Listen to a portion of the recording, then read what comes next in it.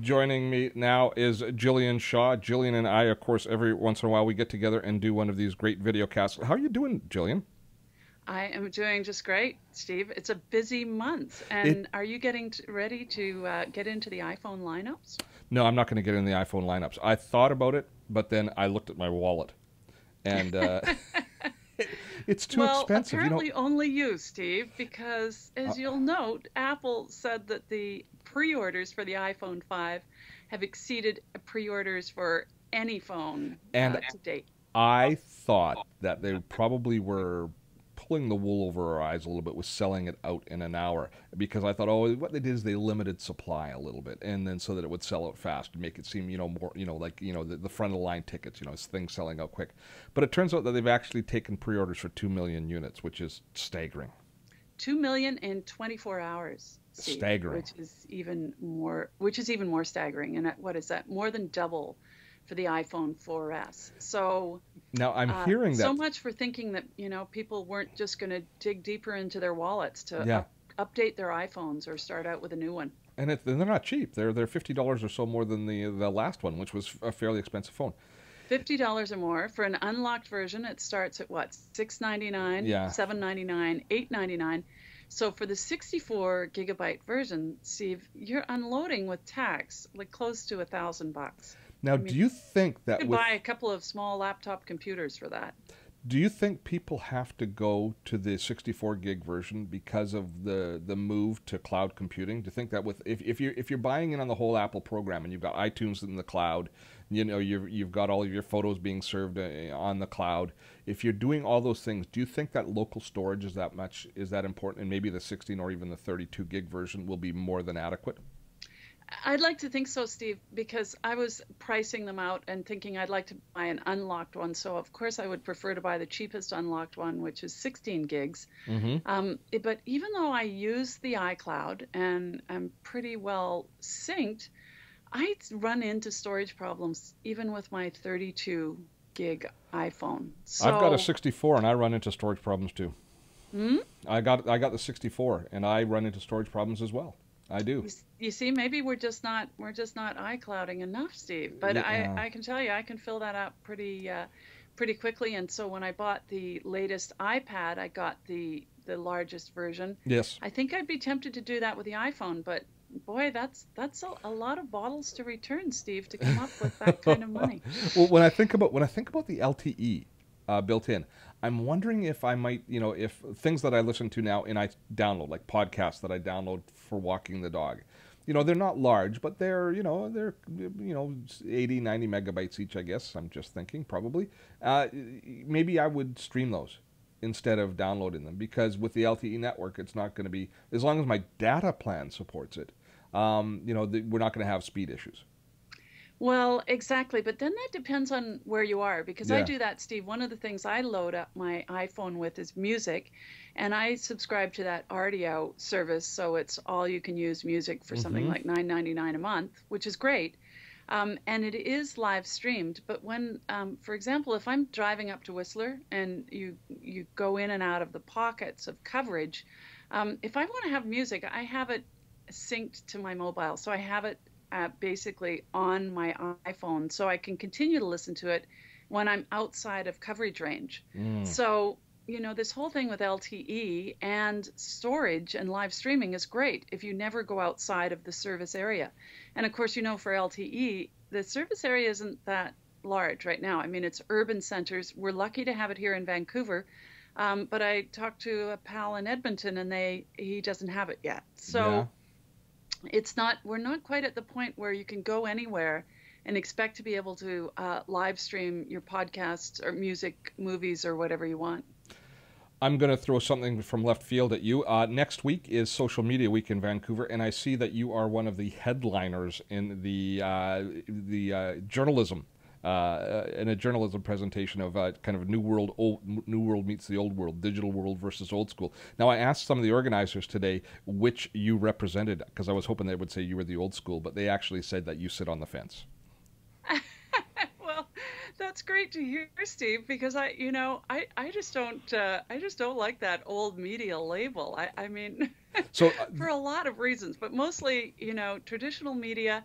there is traditional media, and that's, of course, as you know, where I had my start at a time when, what we were doing is writing stories that landed on people's doorsteps first thing in the morning in a print edition, and that was pretty much it. But that changed a long time ago for me and a lot of other journalists who had their start in print. So I would say, from what I do now, Steve, um, probably probably it's now skewing over to that I'm doing more online and more Hmm. digital media than I'm actually writing in print. So for every, like, for instance, today as an example, I'm writing a story that's going in print, but it will be going in print, it'll be going online. Um, it is in addition to writing a couple of blog posts, in addition to creating a video that I'll be also posting online. So when you add that all up, Steve, yeah, a lot of my life is digital. When you think about your work, when you go into working on any story, what is your first thought of delivery? I mean, because when I used to do my TV show and I was preparing, I was always thinking about what is this story going to look like when I put it on the air, when I put it on TV. And now the first thing I think is, how can I use this? How many times can I repurpose it? Can I use it as a video cast like we're doing right now? Can I use it on the radio show? Should I be writing about it? What sites are going to want it to be posted on? So I'm thinking about my content as far as always with reflected in how I'm going to deliver it. When you think of a story, when you hear something interesting, what does your mind first go to? Does your mind first go to online delivery, or does it still go to print delivery? I think my mind first goes to what I can do with it online because you can do so much more. I mean, for example, the story I'm working on today is about an interactive digital exhibit up at UBC. Well, it's hard to be very interactive in print. So I'm going to write a story and I'll use words to describe it and to tell the story of this great Vancouver company. And we'll have a photo, but that's what we can do with sort of with print. But once I go online, then I can actually walk people through. This is what it looks like. This is what it was like. This is the technology. Here's behind the scenes. I crawl in behind a screen to see the cameras, and And you'll just use your just iPhone carrying to around record my it. iPhone, I Yeah. can bring that all to our readers and our viewers. And what about the professionalism? And I don't mean that this from a negative sense, but like when you learned to write, you guys had editor. How many editors would read all of your stories? I mean, everything had to be just so in the newspaper, right? It had to be beyond reproach. But you're in a much more messy environment when you're just sitting there shooting a video and kind of talking along and putting up these organic videos. How do you feel about that?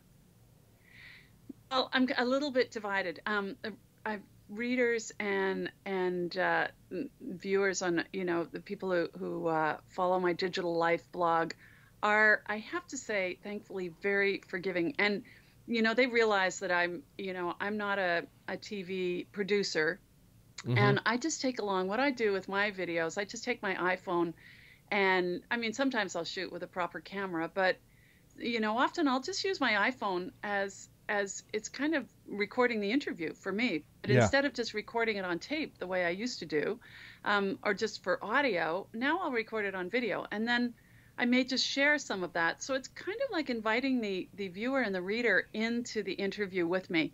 And yeah, rough around the edges, and my video editing skills, are always a work in progress, Steve. But that's only for me. That's me as a content producer and as a writer. Um, Overall, for our business, and the media, we're now a multimedia business. We're not just a newspaper business.